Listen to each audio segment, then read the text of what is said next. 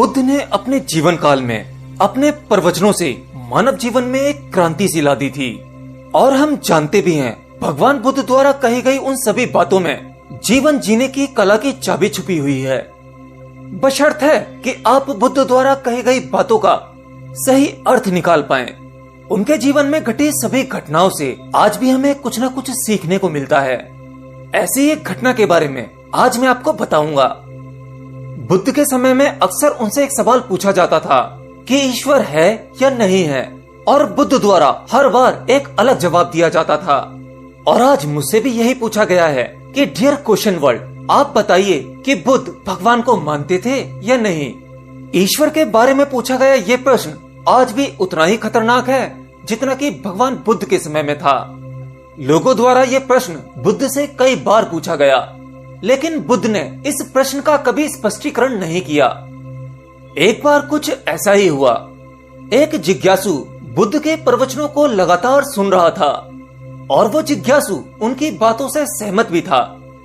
वो मानता था कि बुद्ध ज्ञानी पुरुष हैं। तो एक बार बुद्ध ध्यान में बैठे हुए थे और वह व्यक्ति बुद्ध के पास गया और पूछा कि हे बुद्ध, कृपया करके आप मुझे यह बताएं कि ईश्वर है या नहीं।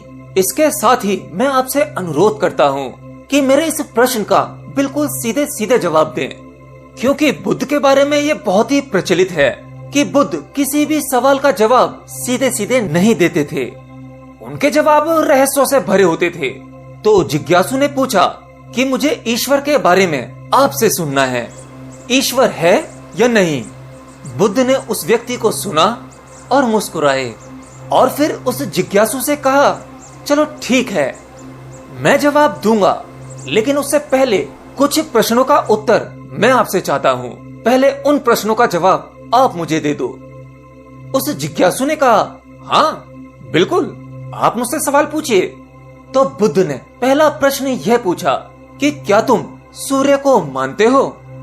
अब उस जिज्ञासु ने बुद्ध की तरफ बड़े ही अजीब तरीके से देखा और कहा कि हे बुद्ध, ये किस प्रकार का प्रश्न है?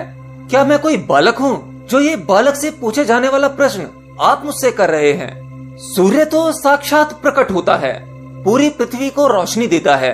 पेड़ पौधे, कीट पतंगे, पशु पक्षी, जानवर और हम मनुष्य इन सबको ऊर्जा देता है। सूर्य तो साक्षात है। तब बुद्ध ने पूछा कि ईश्वर को मानने का प्रश्न क्यों आया? क्योंकि जिस प्रकार सूर्य साक्षात है तब उसे मानने का कोई प्रश्न नहीं उठता। तब ईश्वर के एवज में यह प्रश्न क्यों उठा? ईश्वर को मानने की क्या आवश्यकता है?